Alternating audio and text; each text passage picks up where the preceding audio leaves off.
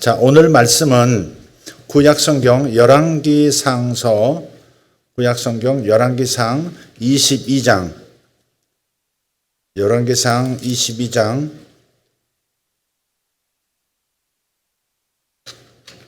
19절에서 25절까지입니다. 열왕기상 22장 19절에서 25절까지 읽겠습니다. 미가야가 이르되 그런즉 왕은 여호와의 말씀을 들으소서. 내가 보니 여호와께서 그의 보좌에 앉으셨고 하늘의 만군이 그의 좌우편에 모시고 서 있는데 여호와께서 말씀하시기를 누가 아합을 꾀어 그를 길르앗 라못에 올라가서 죽게 할꼬 하시니 하나는 이렇게 하겠다 하고 또 하나는 저렇게 하겠다 하였는데 한 영이 나와 여호와 앞에 서서 말하되 내가 그를 꾀겠나이다. 여호와께서 그에게 이르시되 어떻게 하겠느냐. 이르되 내가 나가서 거짓말하는 영이 되어 그의 모든 선지자들의 입에 있겠나이다. 여호와께서 이르시되 너는 꾀겠고 또 이르리라. 나가서 그리하라 하셨은즉 이제 여호와께서 거짓말하는 영을 왕의 이 모든 선지자의 입에 넣으셨고 또 여호와께서 왕에 대하여 화를 말씀하셨나이다. 그나아나의 아들 시드기야가 가까이 와서 미가야의 뺨을 치며 이르되 여호와의 영이 나를 떠나 어디로 가서 내게 말씀하시더냐.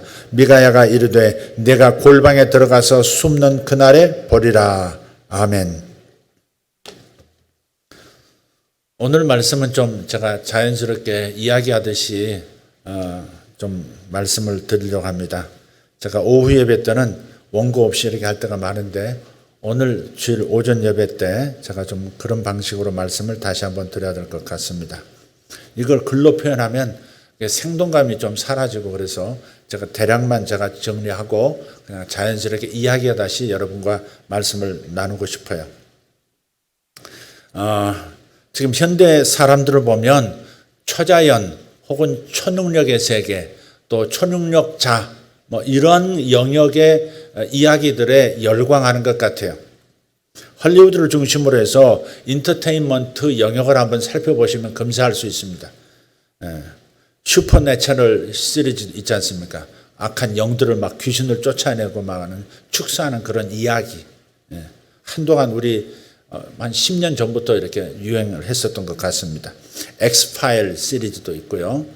또 우주인이 나오는 이야기, 컨택트, 인베이전이라고 하는 그 1, 2 영화도 그렇고요.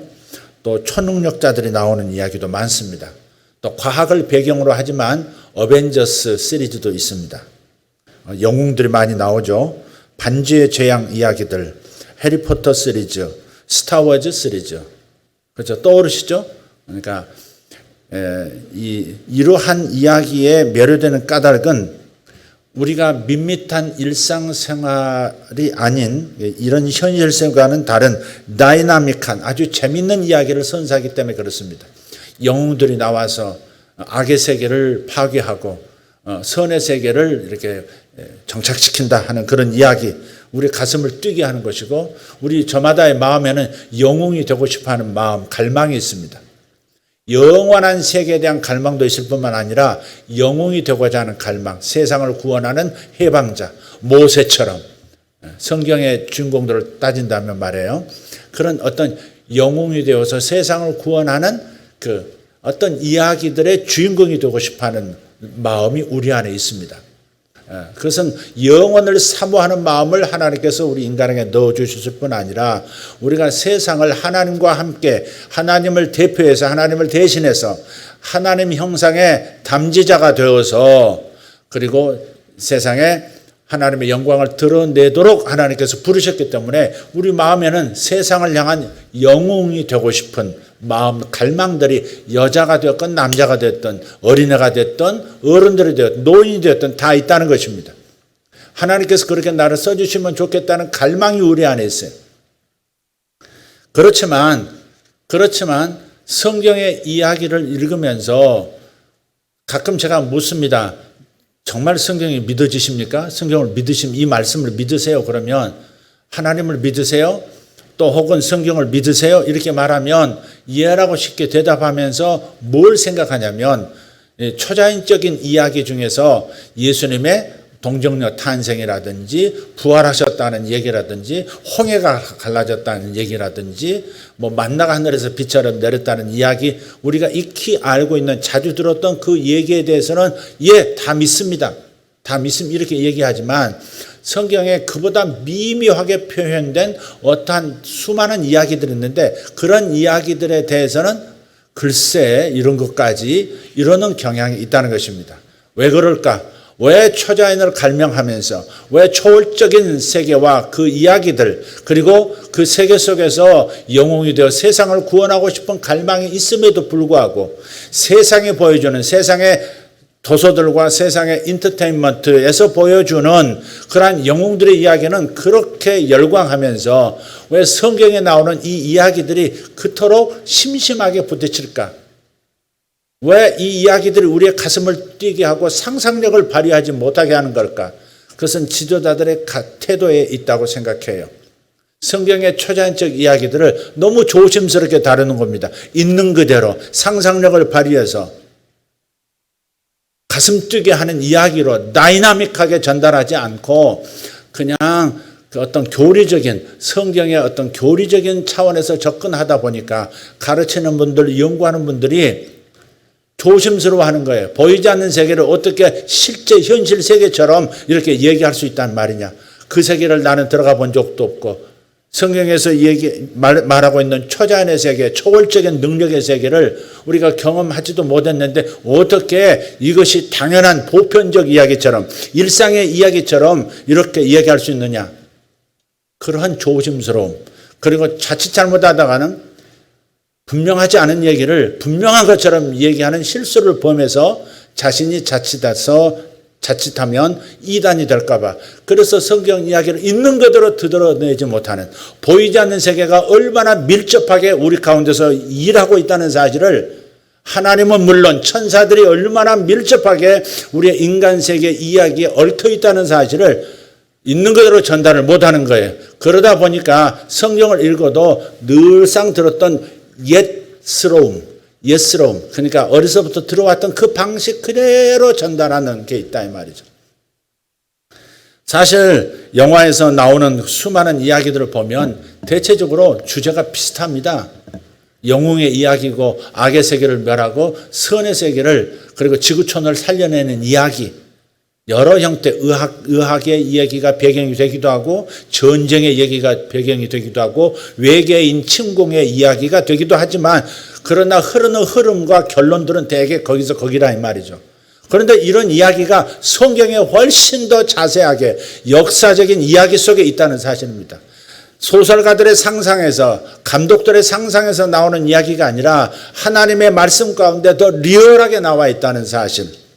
이 초자연의 세계를 어쩌면 우리는 그렇게 나와는 다른 먼 얘기처럼 이렇게 읽고 있는가 하는 겁니다.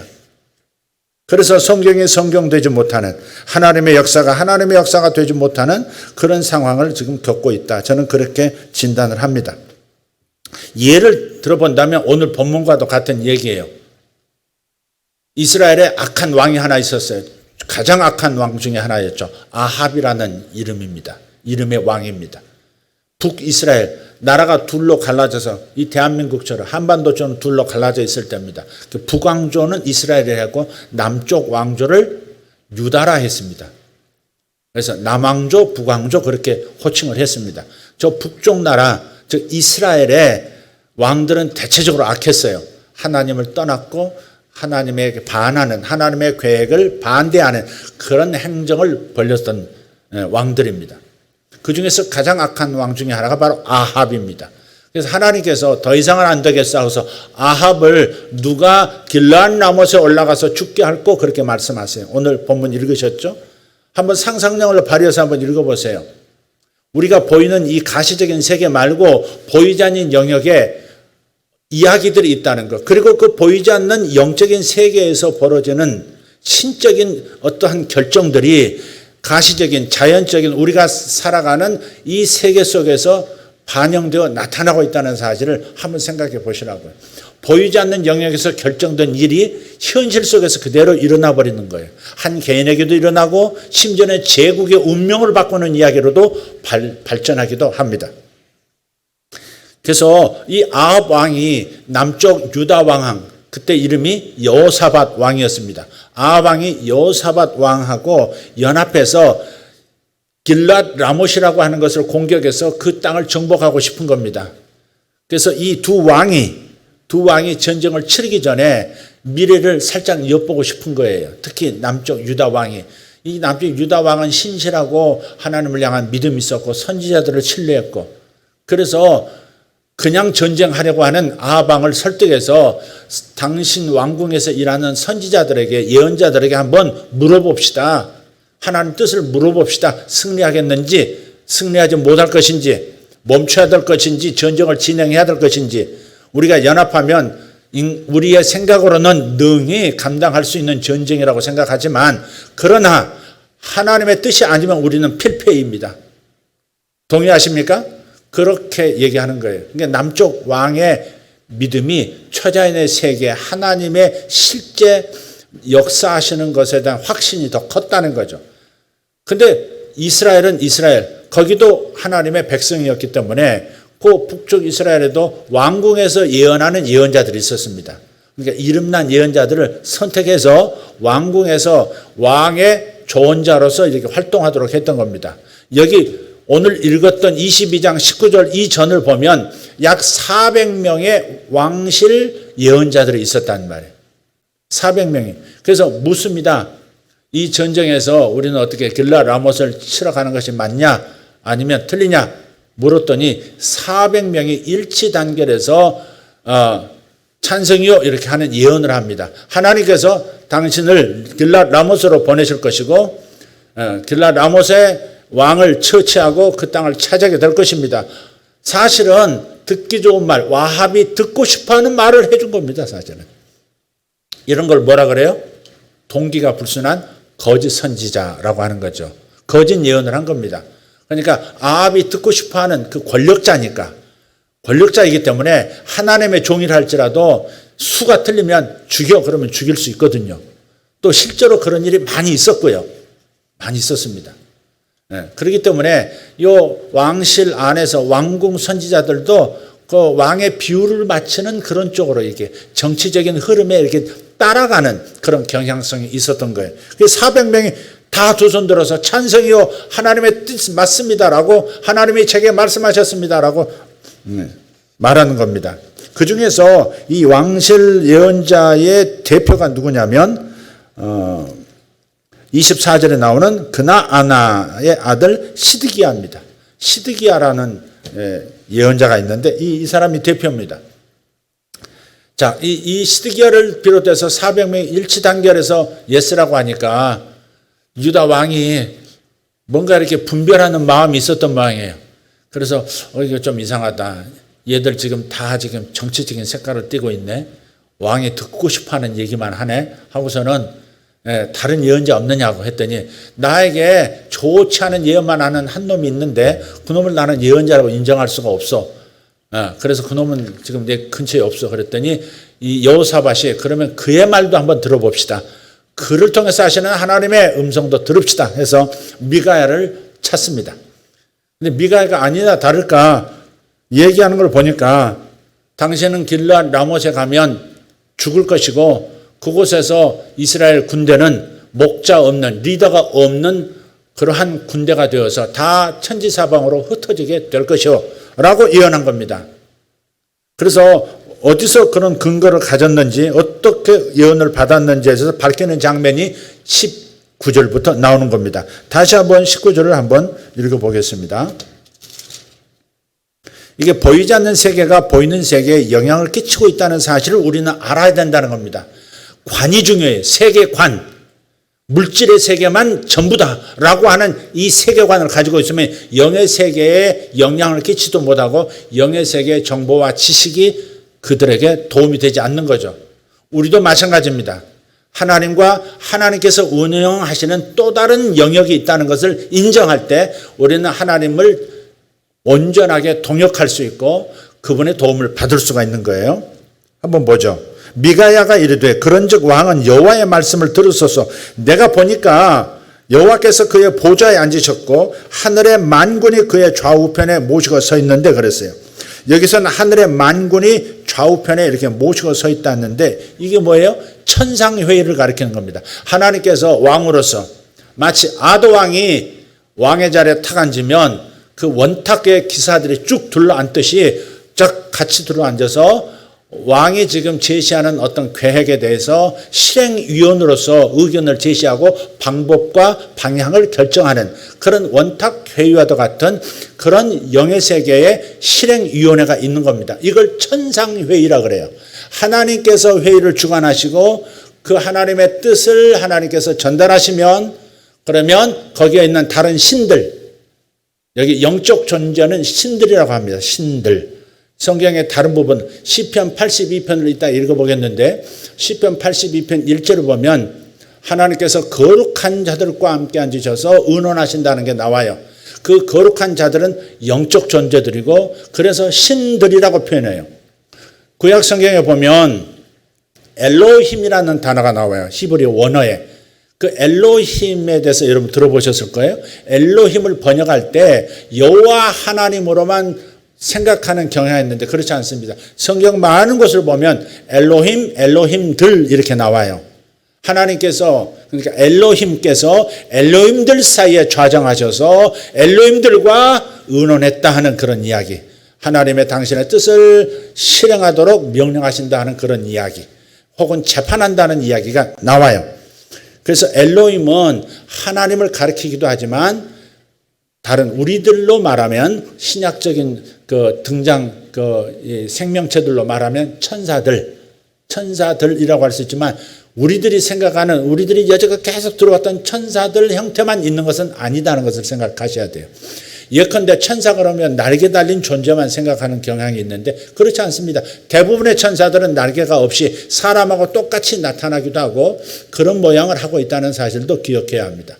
그래서 다양한 종류의 하나님을 보조하는 신적 존재들이 있었고 그 신적 존재들이 하나님을 옹유해서 하나님과 함께 보이지 않는 세계와 보이는 세계를 운영한다 하는 얘기가 성경에 있습니다. 그래서 지금 여기에 하나님께서 보좌에 앉으셨다 할 때는 당신의 통치를 지금 실행하려고 하시는 겁니다. 뭔가 일을 하시려고 주는 보좌에 앉으신 거예요. 그랬더니 모시고 서 있는 실행위원들, 그 신적 존재들이 그 영들이 이제 의견을 개진합니다. 누가 길랏 라못에 올라가서 저 악한 왕 아합을 죽여 나의 뜻을 반대하는 저 짓을 금지하게 할꼬 그렇게 하나님께서 의견을 던지시니까 그러니까 어떤 영들이 그 신들이 탁 나와서 얘기하는 겁니다. 이렇게 하십시오. 이렇게 하겠습니다. 저렇게 하겠습니다. 그런데 그 중에 한 영이 한 신이 나와서 얘기합니다. 제가 거짓말하는 영으로 역할을 제가 하겠습니다. 그래서 그 400명의 입에 다 달라붙어서 시드기야의 입에도 붙어서 거짓 예언을 하도록 제가 미혹하겠습니다. 이렇게 얘기해요. 그랬더니 하나님께서 의장께서 내가 나가서 거짓말하는 영이 되어 그의 모든 선지자들의 입에 있으라. 너는 꿰겠고 또 이르리라. 나가서 그리하라. 그렇게 결제하십니다. 네. 그렇게 해서 실제 어떻게 돼요? 아합이 전쟁에 나가서 거기서 이 전차 부대에 둘러싸여가지고 싸우다가 끝내는 죽습니다. 자기 병거, 자기 전차 위에서 쓰러져서 피를 다 흘리고 죽어갑니다. 죽습니다. 네. 그리고 그 아합의 흘린 피를 어디 가서 씻느냐면 어느 장소에 가서 씻는데 그 뒤에 있습니다. 어느 장소에서 씻는데 그 물은 이스라엘의 그 창기들이 몸을 씻는 연못입니다. 그곳에서 씻습니다. 그리고 미가야의 뺨을 그냥 고개가 휙 돌아가도록 때렸던 그리고 하나님의 영이 하나님께서 나를 떠나서 누구에게 가서 예언을 하게 하신단 말이냐. 나 외에 누가 참된 예언자야 하면서 진짜 예언자인 미가야의 뺨을 후려 돌리는 겁니다. 근데 그렇게 대답을 하죠. 미가야가 왕이 죽었다는 소식을 듣게 될 것이고 너는 그 상황에서 골방에 무서워서 골방에 숨을 때 너는 이 예언이 하나님께로부터 온 것임을 알게 될 거야. 그렇게 선포하죠. 그리고 실제로 그렇게 됐고요. 시드기야가 숨는 장면은 그 다음에 나오진 않습니다만은 아마 그렇게 되었을 겁니다. 그래서 하나님께서는 이 본문을 통해서 우리가 깨닫는 것은 자신의 통치, 이 온 세계에 대한 자신의 통치를 다른 신적인 존재들과 공유하신다 하는 얘기입니다. 자신보다 못한 하위의 존재들과 함께하는 방식으로 하늘과 땅의 세계를 운영하세요. 그래서 아담도 하와도 에덴 동산에서 창조된 목적이 뭐냐? 하나님께서 창조하신 이 자연 세계, 이 물리적인 세계를 아담과 하와라고 하는 자신의 새로운 패밀리하고 함께 통치하기를 원하셨던 거죠. 그래서 자식들을 빨리 많이 낳아라. 왜? 너희들만으로서는 요 에덴의 이 축복의 장소, 에덴 같은 이 아름다운 하늘과 땅이 만나는 이 아름다운, 그러니까 영의 세계와 물리적인 세계가 자연스럽게 통일되어 있는 이 에덴 같은 공간으로 전 지구를 이렇게 만들려면 너희 두 사람만으로는 안 된다. 그러니 부지런히 둘이 가서 자식을 계속해서 낳고 번성해서 땅에 충만해서 땅끝까지 이르러 나의 통치를 이루어가라. 내 뜻을 이루라 하는 뜻에서 아담과 하와를 창조하신 거예요. 그 이야기가 창세기 1장 26절 28절에 나옵니다. 첫째 날부터 일곱째 날까지 쭉 창조하시죠. 여섯째 날까지. 그리고 일곱째 날은 안 쉬셨고요. 자, 26절 28절 창세기 1장 26절 28절을 읽어보겠습니다. 하나님이 이르시되 우리의 형상을 따라 우리의 모양대로 우리가 사람을 만들고, 그랬습니다. 하나님의 또 계획을 말씀하시는 거예요. 여기서 우리라고 할 때는 삼일체 하나님만을 말하는 게 아니에요. 하나님은 한 분이세요. 아멘. 삼위로 계시지만 하나님은 한 분이세요. 그래서 우리라고 할 때는 삼일체끼리 우리가 이게 삼일체를 나타내는 게 아니에요. 삼일체 하나님은 예를 들어서 성부 하나님께서 뭔가를 결정하시면 자연스럽게 성자 하나님, 성령 하나님도 같이 공유가 되는 거예요. 그러니까 굳이 발표하실 필요가 없어요. 여기서 우리가 만들자 할 때 그 우리라고 하는, 하나님이 우리라고 하실 때 그 대상은 다른 이위와 삼위 하나님을 말하는 게 아니고 그것은 하나님을 보호자하는 또 다른 신적 존재들 혹은 천사들이라고 할 수도 있겠습니다만은 하늘의 생명 권세를 가진 존재들과 지금 의논을 하시는 거예요. 그래서 우리가 사람을 만들고 그들로 하여금 바다의 물고기와 하늘의 새와 가축과 온 땅과 땅에 기이는 모든 것을 다스리게 하자 하시고, 그리고 나서 27절에 들어가서 다르게 창조하세요.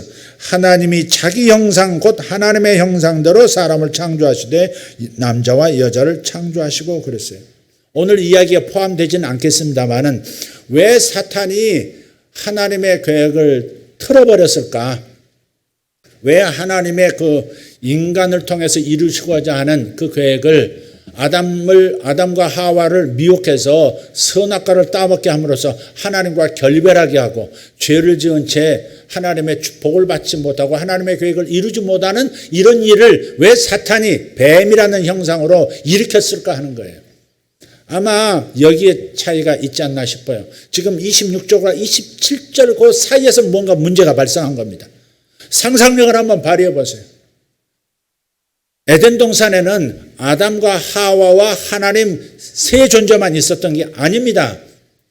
항상 하나님의 임재가 있는 곳에는 보이지 않는 세계, 이 땅의 세계가 만들어지기 전에, 이 보이는 가시적 우주가 만들어지기 전 영적인 세계가 있을 때에도 하나님은 그 영적인 세계도 통치하시되 신적인 다른 존재들, 다른 영물들을 통해서 같이 통치하셨단 말이에요.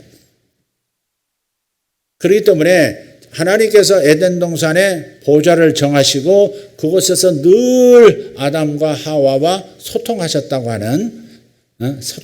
그 이야기를 볼 때에 아담과 하와만 있었던 게 아니고 벌써 창조하기 전에 함께했던 다른 어떤 신적 존재들, 존재들도 있었다고 생각하는 것이 합리적인 것입니다.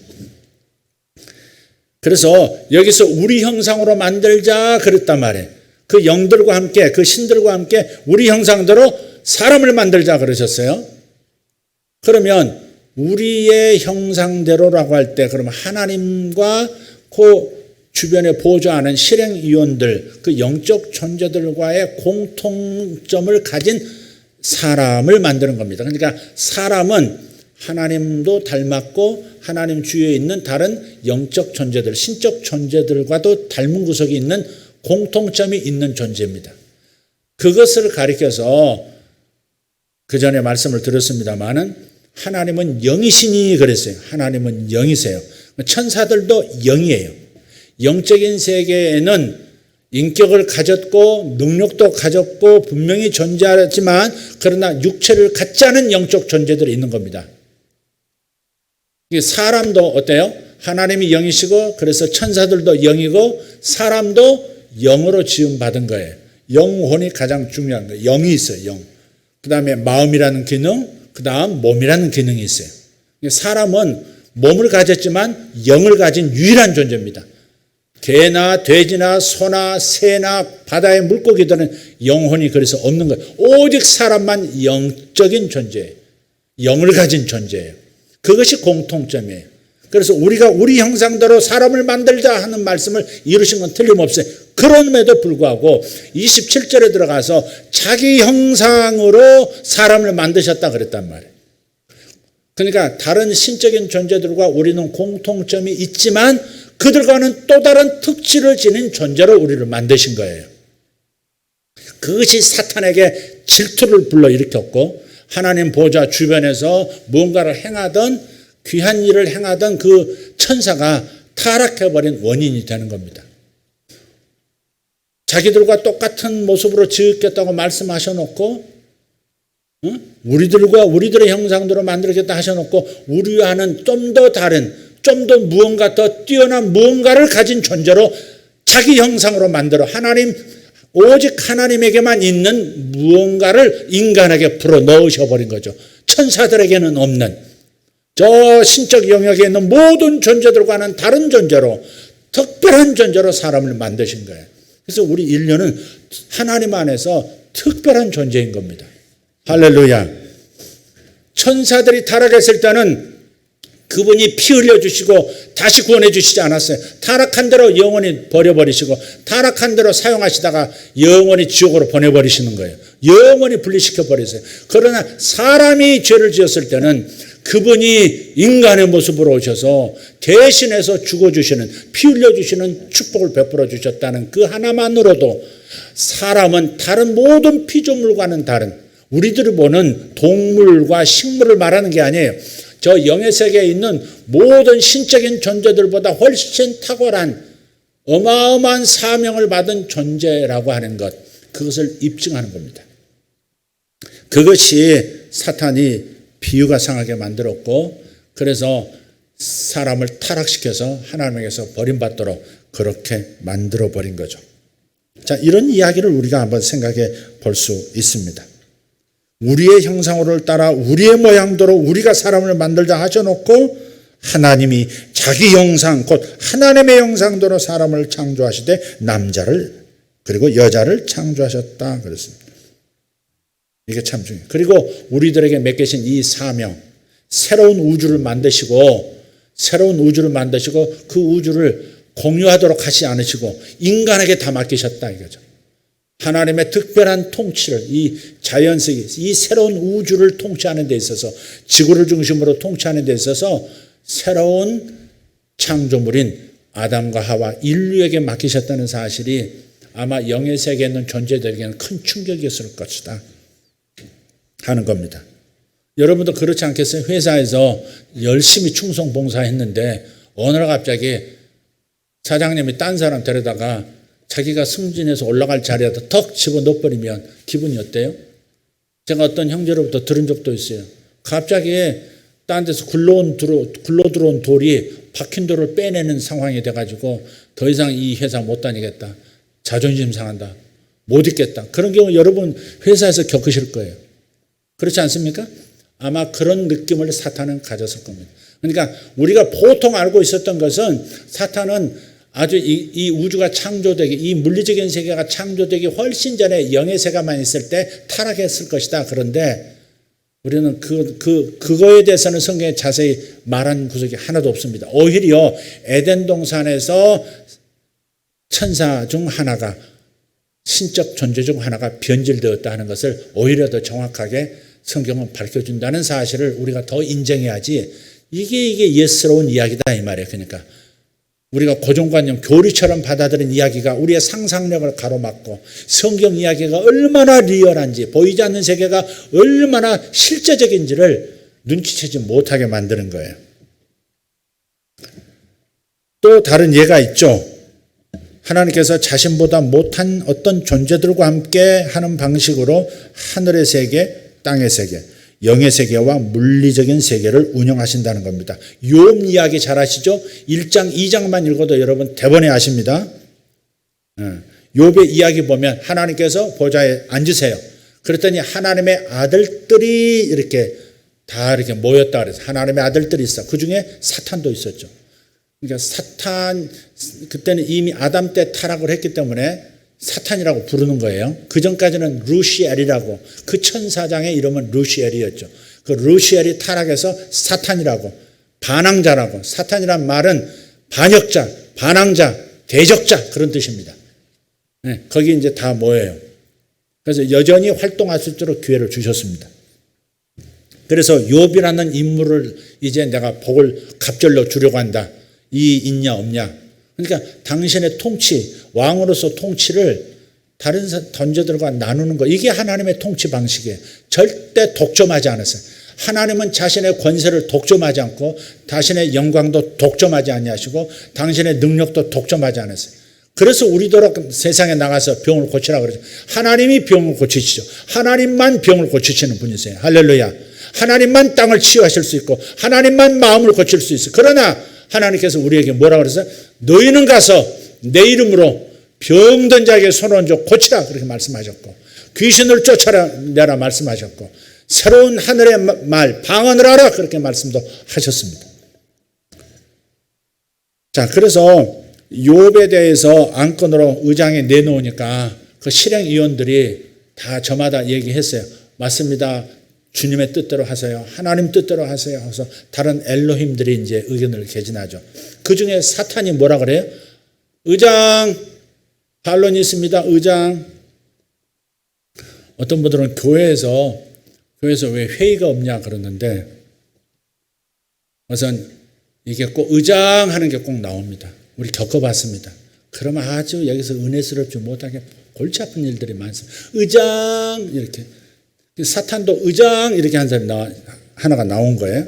욥은 하나님께서 복을 세리 부어주시니까, 그러니까 그것 때문에 하나님을 경외하는 것이지, 하나님 주신 복을 싹 한번 주님께서 회수하시면 금방 뒤집어져 가지고 하나님 욕할걸요. 하나님 욕하고 그냥 뛰쳐나갈걸요. 그렇게 얘기합니다. 하나님의 통치가, 욥을 잘 아시는 분께서, 그러나 다른 이들과 함께 통치를 하는 시스템이기 때문에, 그렇게 결정하셨기 때문에 하나님은 다른 실행위원들이 필요 없어요. 북치고 장구도 다 치실 수 있는 분이고 당연히 그러실 수 있는 주권자세요. 그분이 창조주세요. 그분이 운영자이세요. 그분이 결론도 맺고 그분이 계획도 다 짜고 모든 걸 다 하실 수 있는 분이에요. 충분한 분이시지만, 그러나 당신 혼자 하지 아니하시고 당신의 그러한 수호하는 다른 세력들과 함께 통치하시는 방식을 기쁘게 선택하셨다 하는 것을 기억하셔야 합니다. 하나님이 혼자 못하셔서가 아니라 그렇게 나누기를 원하셨다는 사실을 기억하자. 그래서 그들의 의견을 무시하지 않으시죠. 그래? 그럼 한번 테스트 해봐. 그럼 네 말이 맞는지, 내가 욥을 이보다 정직하고 하나님을 경외하는 자가 없다고 하는 내 판단이 맞는지 한번 증명해봐. 그래서 욥이 넘겨진 거예요. 보이지 않는 세계에서 뭔가 결정이 되어지고 천상회의에서 뭔가 안건이 계획되고 결정이 되면, 그리고 방법들이 결정되면 땅에서는 그 일이 일어나도록 영들이 역사하는 겁니다.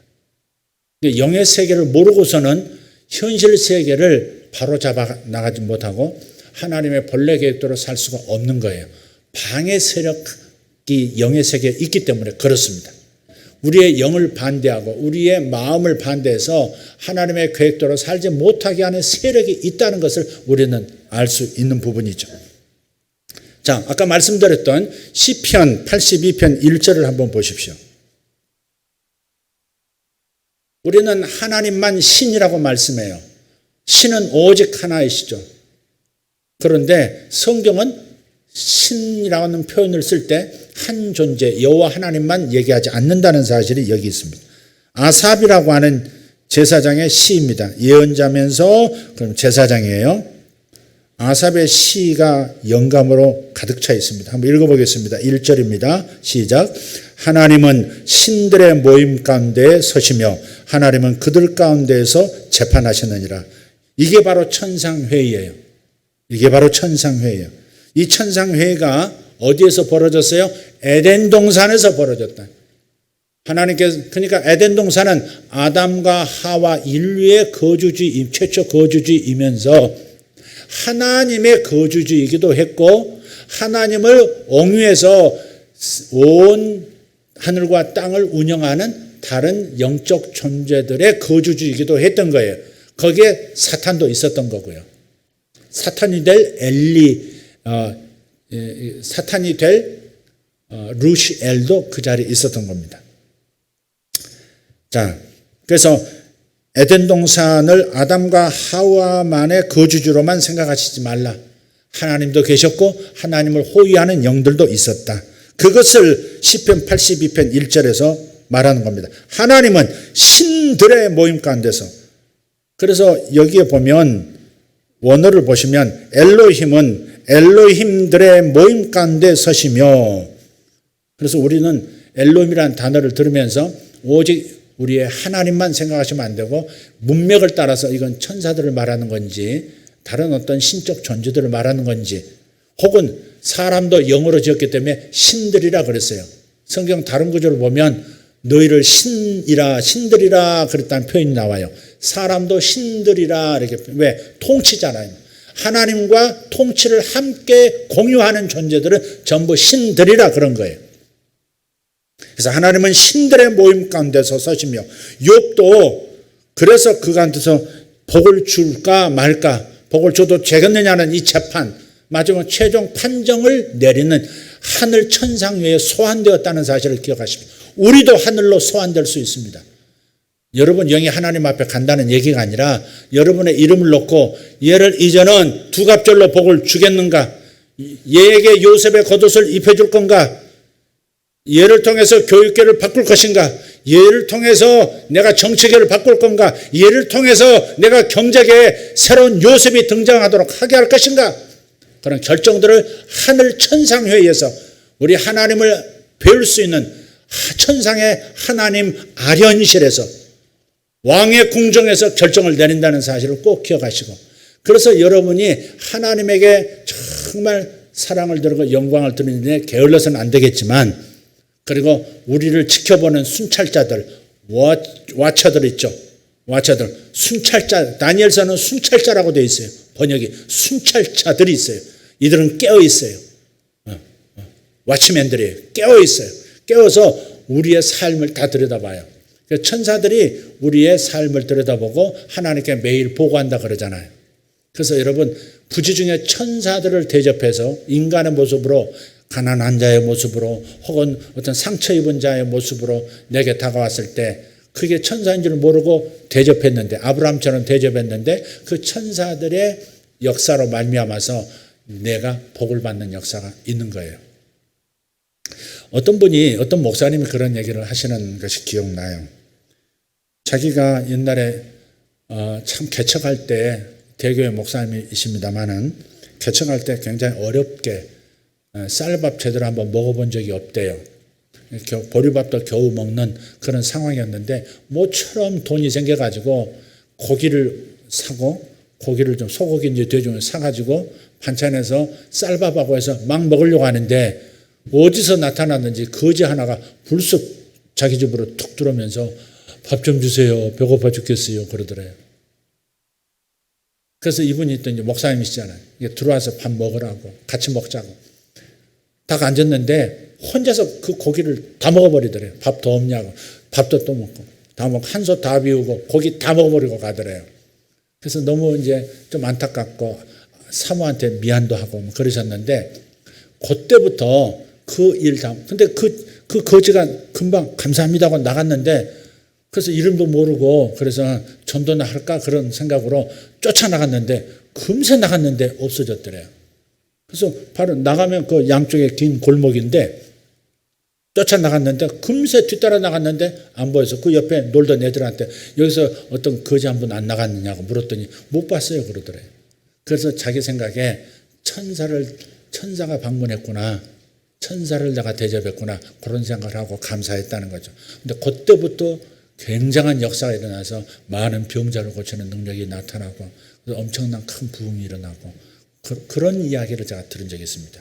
여러분 부지 중에 천사들이 인간의 모습으로 나타나기도 한다는 사실도 성경에 분명히 있습니다. 히브리서 말씀에 부지 중에 아브라함처럼 천사를 대접한 이들이 있느니라 그런 걸 보면 초대교회 때도 그런 일이 많았고 그리고 수많은 저들만 알고 있었던 천사들의 활동을 인정할 때 천사들이 많은 활동하는 것을 경험하게 된다는 것을 우리는 알게 주는 대목입니다. 자, 다시 돌아와서 에덴 이야기입니다. 에덴은 하나님의 집무실입니다. 많은 신적인 존재들, 영적 존재들과 함께 인간과 함께 어떻게 이 땅을 잘 통치할 것인가에 대해서 의논하기도 하는 욥을 소환하기도 하고 아까 말했던 아방을 소환해서 재판하시기도 하고 생명을 빼앗기도 하고 생명을 주시기도 하시고 생사화복을 조절하시는 주권자 하나님을 보게 돼요. 그래서 아담과 하와가 인류가 시작되는 그 지점에서부터 이미 하나님께서는 이 땅에서 하늘과 땅을 통치하시는 그 모습을 보여주셨었다는 것을 우리는 이해해야 합니다. 그때 인류를 만드시고 명령하시죠. 번성하고 땅에 충만하라. 번성하는 수준이 어느 정도야? 땅에 충만하라. 저 북극에도 들어가고 히말라야 산맥까지도 정복하고 바닷속도 정복하고 심지어 지구가 살아가는 태양계도 정복하고 우주 전체까지 뛰쳐나갈 수 있는 확대 하나님의 통치의 확대를 가져올 명령을 하시죠. 그 명령이 어디서 좌절됐어요? 사탄의 역사로 말미암아 출발점에서부터 좌절이 온 겁니다. 출발점에서부터 하나님의 계획에 문제가 생겼어요. 하나님이 모르셨을까? 흔히 사람들은 그렇게 얘기해. 하나님이 아셨으면서도 왜 그렇게 하셨느냐고. 하나님이 예정하신 거 아니냐고. 사람이 죄를 짓는 거 예정하시고 또 예정도 해놓으시고 그 다음에 하나님의 아들이신 예수를 통해서 다시 회복도 예정하신 거 아니냐고. 다 정해놓고 병 주고 약 주신 거 아니냐고. 그렇게 생각하는 사람들도 있어요. 그러나 예정, 미래에 일어날 일을 다 정하셨다는 예정론이 여러분 잘 이해하셔야 합니다. 예치가 예정과 다르다는 사실입니다. 하나님은 미래를 정하시진 않으셨어요. 하나하나를 다 정하진 않으셨지만 내가 승리하고 내가 패배하는 것까지 다 정하신 게 아니에요. 예정하신 게 아니에요. 자유의지를 주시고 우리들이 선택해서 살 수 있도록 그 결과를 우리 통해서 실패를 통해서 다시 성공의 길로 올바르지 못한 길을 선택해서 쓴맛을 보고 다시 정로로 돌아오는 이러한 것들을 스스로 선택해서 맛보도록 하신 분이시지 패배하고 실패하고 죄를 짓고 하는 것까지 다 정하신 건 아니다. 예정하셨지만 중요한 것들은 예정하셨을 수 있어도 디테일한 영역까지 다 주님께서 정하신 게 아니에요. 그러나 하나님은 시간을 창조하신 분이기 때문에 과거도 아시고 현재도 아시고 미래도 아시는 분이시죠. 그걸 예지라고 그래요. 예지가 예정을 말해주는 게 아니에요. 예정하지 않으셨지만 인간이 뭘 선택하시고 뭐가 잘못될 것을 아시는 분이셨죠. 그래서 또 예정하신 것이 있죠. 바로 에덴 동산에서 선악과를 따먹고 반역할 것을 사탄에게 미혹당할 것을 미리 아시고 주님께서 사탄을 심판하실 것과 하나님의 아들이신 2위 성자 예수님을 통해서 구속의 계획까지 다 이루어 놓으셨죠. 그래서 거기서 인류가 처음 창조되기도 했지만 거기서 심판도 다 이미 재판도 다 끝나지 않습니까? 너 왜 선악과 따먹었니? 따먹지 말란 왜 선악과를 왜 따먹었니? 아담을 불러내시고 여자가 따먹으라고 했습니다. 여자를 또 소환해서 물으시고 여자한테 묻습니다. 너는 왜 선악과를 따먹었느냐? 예, 뱀이 나를 꿰물어 내가 넘어갔습니다. 그래서 뱀을 또 사탄을 소환해요. 사탄을 소환해서 너 왜 그런 짓을 했니? 하고서는 그 뱀에게 사탄에게는 저주를 내리시죠. 물론 아담과 하와도 자기의 직무를 빼앗깁니다. 언제까지? 하나님의 아들이 이 땅에 오셔서 다시 회복시켜 주실 때까지 잃어버린 상태가 되죠. 그렇다고 해서 다 그 기능을 뺏은 것, 직무를 다 뺏으신 건 아니에요. 계속 번성해 나갔죠. 계속 번성해 나가기 시작했어요. 하나님의 명령의 일부는 계속해서 진행이 됐죠. 그러다가 어디서 또 문제가 생겨요? 노아 홍수 사건도 있지만 노아 홍수가 있은 다음에 하나님께서 새롭게 출발하는 인류를 향해서 아담과 하와에게 약속하셨던 그 약속, 그 명령을 다시 하세요. 너희들은 가서 번성하고 땅에 충만해져서 땅끝까지 이르러서 나의 통치를 이루라고. 내가 지은 모든 세계를 다스리라고. 하늘의 새들과 땅의 모든 동식물들과 바다의 어족들까지도 너희들이 정복하고 너희들이 관리하고 다스리라고 청지기 직분을 계속해서 유지하도록 만들어주세요. 그런데 이들이 그러면 그 명령을 따라서 계속해서 땅끝까지 확대 재생산해서 나가야 했습니다. 그런데 어디서 또 반역을 일으켜요? 신할 평야 바벨이라는 지역에서 탑을 쌓았습니다. 탑을 쌓는 지금 역사에도 나오지 지구라트라고 하는 그게 이제 신을 만나는 신을 초청하는 그런 장소죠. 탑을 만들어서 이렇게 말합니다. 우리가 흩어짐을 면하자. 하나님은 흩어지라고 하신 거예요. 땅 끝까지 흩어져서 땅 전체를 내가 만든 세계를 누리고 통치하고 관리하라고 땅 끝까지 가라고 말씀하신 거예요. 저 추운 지역도 나가고 극도로 더운 지역도 나가고 온순한 기후의 영역에서도 살고 바다에서도 살고 섬에서도 살고 육지에서도 살고 산중에서도 살고 벌판에서도 살고 사막 가운데서 살라고 흩어지라고 하셨는데 흩어짐을 면하자 하면서 그 리더들이 모여서 하나님의 뜻을 반영하는 계획을 세웁니다. 그리고 바벨탑을 만들죠. 근데 하나님께서 또 뭐라 그러세요? 창세기 11장 가서 보면 여기 성경 읽으시죠? 창세기 11장에 가서 보면 사람들이 언어가 하나고 그러니까 뜻이 하나가 되어가지고 반역하는 일도 일치단결해서 일사불란하게 저렇게 움직이네? 안 되겠다. 그래서 우리가 내려가서 그래요. 그 우리가 할 때 그때 상황은 뭐예요? 에덴 동산에서 우리가 우리 형상대로 사람을 만들자 했던 천상회의입니다. 하여간 우리라고 말씀하실 때는 천상회의를 생각하시면 돼요. 그래서 천상의 영적 존재들과만 의논하지 않고 지상에 있는 영적 존재도 이렇게 초청해서 이렇게 함께 보여주시기도 하고 동참도 시켜요. 과거의 선지자들, 신약의 사도들도 가끔 저 낙원으로 하늘의 세계 천상 회의로 초청을 받습니다. 사도 요한도 요한계시록에 열린 하늘에서 하늘이 열리면서 뭐라 그래요? 이리로 올라오라. 그죠? 이리로 올라오라. 하늘에서 이 땅에 대해서 로마 제국에 대해서 어떻게 내가 관리하기로 결정하는지를 보여주마. 올라와라 그러잖아요. 천상회의에 사도 요한이 들어간 겁니다. 그게.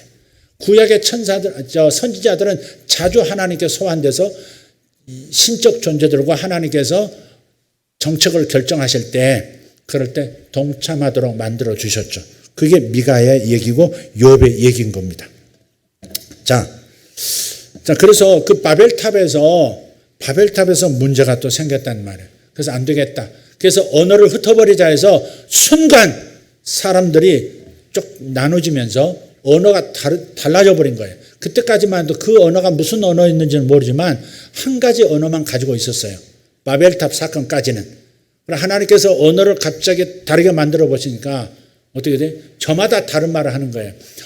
시멘트 5포대 올려! 뭐 그랬는데 물이 막 5동이 올라오고. 그러니까 공사가 진행이 안 되는 겁니다. 그래서 이게 안 되겠다 해서 흩어지지 말자고 탑을 세우고 우리가 여기서 신을 초청해서 우리가 만든 우리가 세운 신으로 우리가 이렇게 하자. 그래서 반역을 일으켰는데 그것이 무산이 되죠. 그때부터 다시 퍼지기 시작해요. 다시 땅끝까지. 여러분, 신약시대에 와서 예수님을 믿고 다시 구속함을 받아서 구원받은 하나님의 아들들, 하나님의 아들과 딸들에게 내린 명령 보세요. 주님께서 승천하시면서 뭐라고 말씀하세요? 너희는 예루살렘을 떠나지 말고 성령이 임할 때까지 여기에 머물러 있으라. 예루살렘에 머물러 있으라.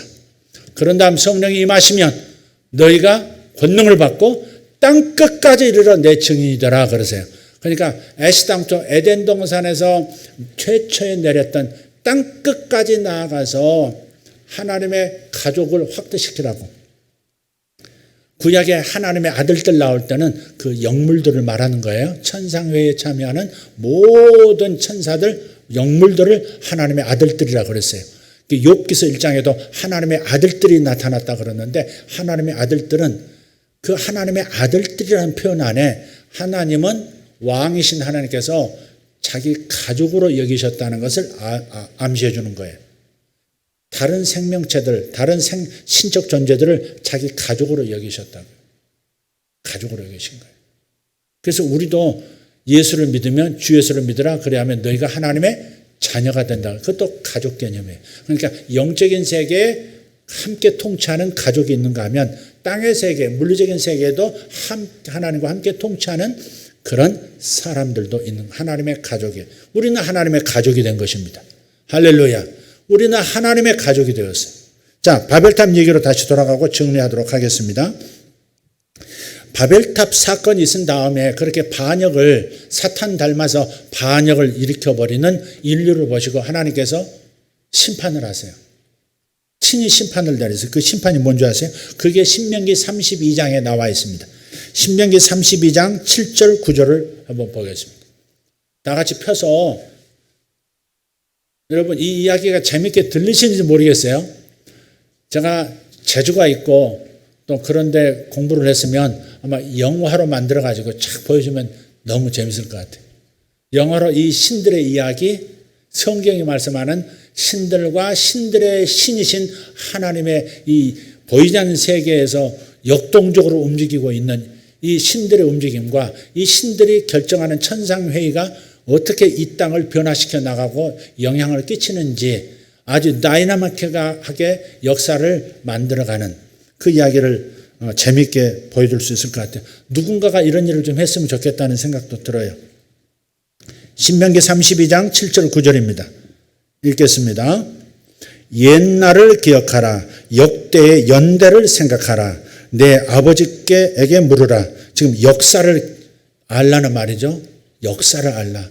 창세의 역사부터 인류 역사를 알라고 말씀하는 거예요. 내 아버지에게 물으라. 그가 내게 설명할 것이요. 내 어른들에게 물으라. 그들이 내게 말해 줄 것이다. 지극히 높으신 자가, 이건 하나님이에요. 지극히 높으신 자가 민족들에게 기업을 주실 때에 인종을 나누실 때 이스라엘 자손의 수요대로 백성들의 경계를 정하셨도다. 여호와의 분깃은 자기 백성이라 야곱은 그가 택하신 기업이로다. 이 이야기를 잘 읽어보셔야 합니다. 여기 특별히 9절 보면 지극히 높으신 자가 8절이 되겠군요. 지극히 높으신 자가 민족들에게 기업을 주실 때 이것은 바로 바벨탑 영역입니다. 그때부터 하나님께서 사람들을 계속해서 땅끝까지 흩어지도록 번성하도록 만드시면서 경계를 정하십니다. 경계. 민족 단위를 나누시기도 하고 국가 단위로 나누시기도 하고 해서 경계를 갖도록 국가를 형성하고 민족을 형성하도록 이렇게 언어와 함께 다 다르게 만들어 주셨어요. 그런데 모든 민족들에게 땅을 기업을 주실 때 인종을 나누실 때에 그럴 때 이스라엘 자손의 숫자대로 백성들의 경계를 정하셨다 그랬어요. 여기 번역이 잘못됐습니다. 제대로 번역한 번역본을 보면 이렇게 번역하지 않습니다. 바벨탑 사건이 있을 때는 이스라엘이라는 국가가 존재하지 않을 때입니다. 아브라함이 언제 등장해요? 아브라함이 선택이 몇 장에서 등장해요? 이 바벨탑 사건 11장 바로 뒤에 12장에서 아브라함이 등장해요. 그 이스라엘 역사가 거기서부터 시작되는 거거든요. 그러니까 여기서 이스라엘 자손의 숫자대로 백성을 나눴다. 그 말씀은 틀렸다. 번역이 틀렸다 이 말이에요. 그 원래 번역은 어떻게 해야 되냐면 인종을 나누실 때 하나님의 아들들의 숫자대로 수요대로 백성들의 경계를 정하셨도다. 그게 맞습니다. 그래서 하나님의 아들들은 구약에서 뭐라고요? 영적인 존재, 영적인 세계에서 하나님의 가족 역할을 하는 그 실행위원들, 그러니까 영물들, 천사들입니다. 천사들입니다. 이 천사들의 수요를 따라서 민족들의 숫자를 나눴다는 거예요. 왜? 천사들을 각각 통치하도록 그 영역에 맡긴 겁니다. 이해가 되십니까? 그러니까 하나님이 친히 저들의 하나님이 되어주신 것이 아니라 자기를 보호자 하는 천상의 모든 영적 존재들이 그들을 다스리도록 나눠줘 버린 거예요.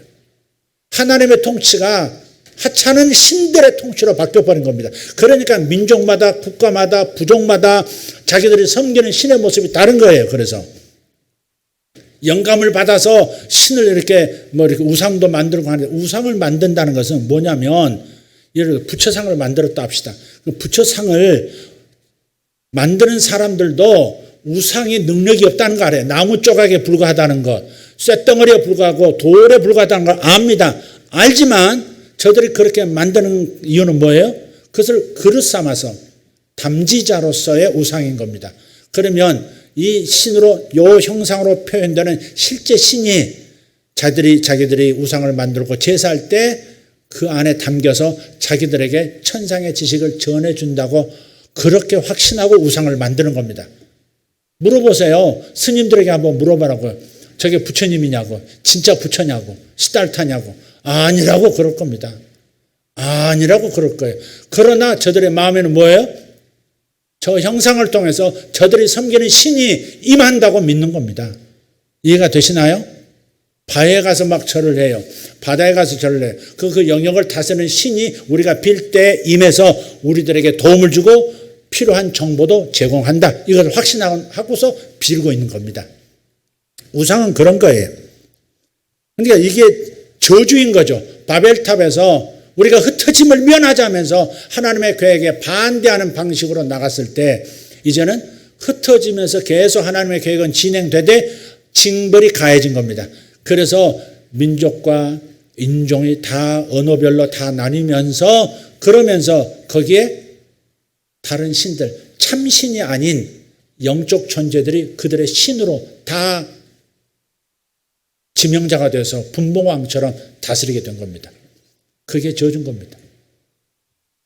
그리고 마지막 9절에 뭐라고 말씀해요? 여호와 하나님의 분깃은 자기의 소유는 뭐예요? 야곱이라. 여호와의 분깃은 자기 백성이라. 야곱은 그가 택하신 기업이로다. 원래 이스라엘의 본래 이름이 뭐예요? 야곱이죠. 야곱 때부터 12지파가 생겼으니까.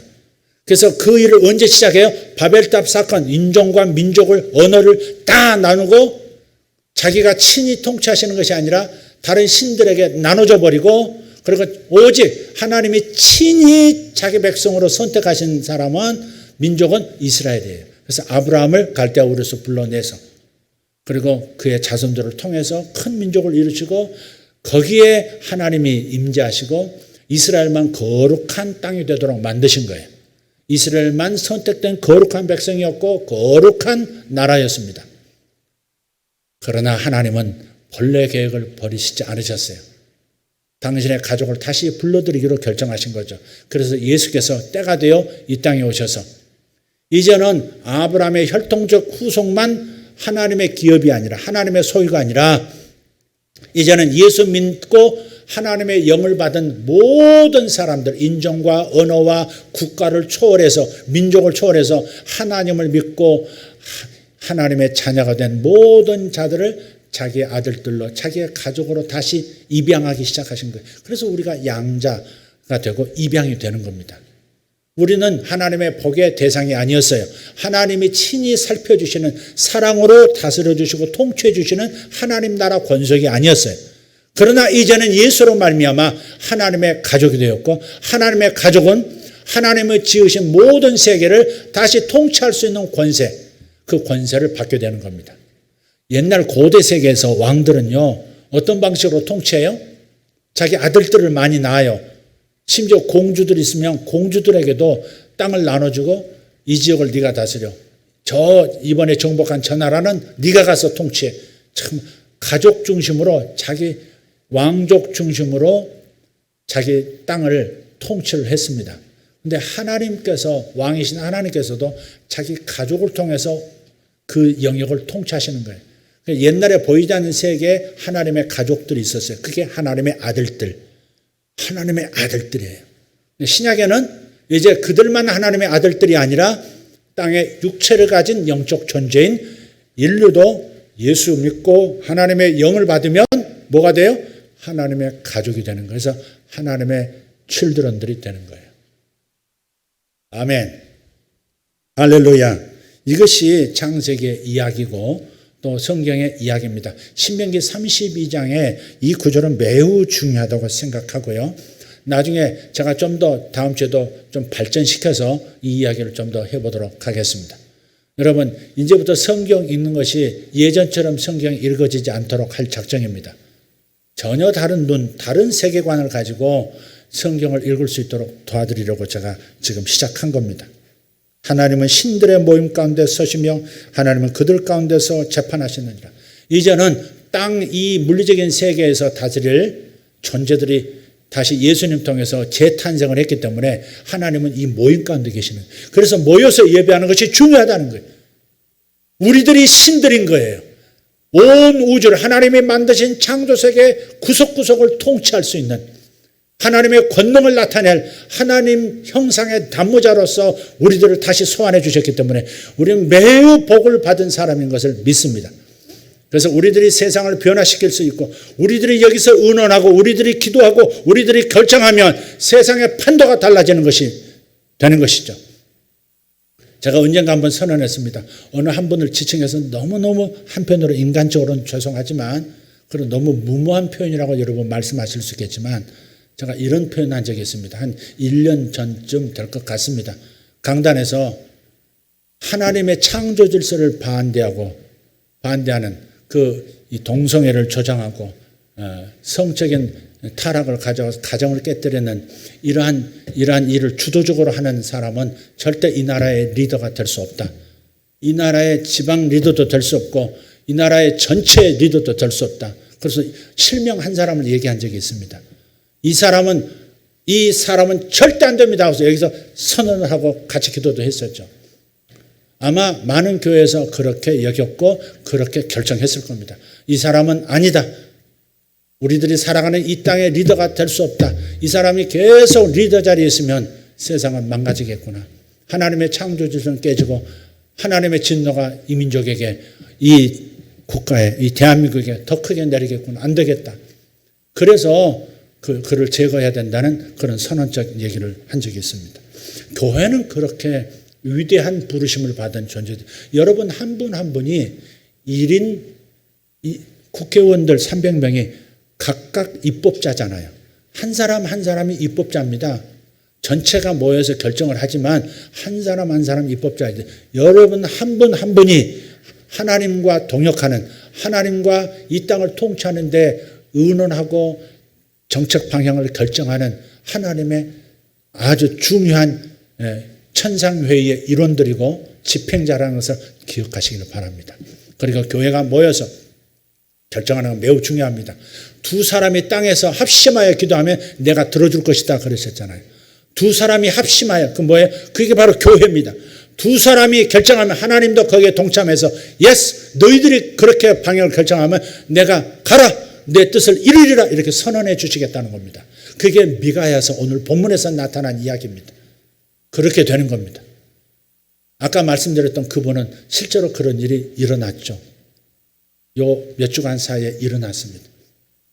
네. 이상하게 그런 일이 일어났어요. 다른 사람도 다 많은데 그 사람이 그렇게 된 것은 여러분 교회가 결정할 때 큰일. 그러니까 교회에서 출교당한다는 것은요 사탄의 세계로 다시 버려버리는 겁니다. 그러니까 교회를 가볍게 여기시면 안 돼요.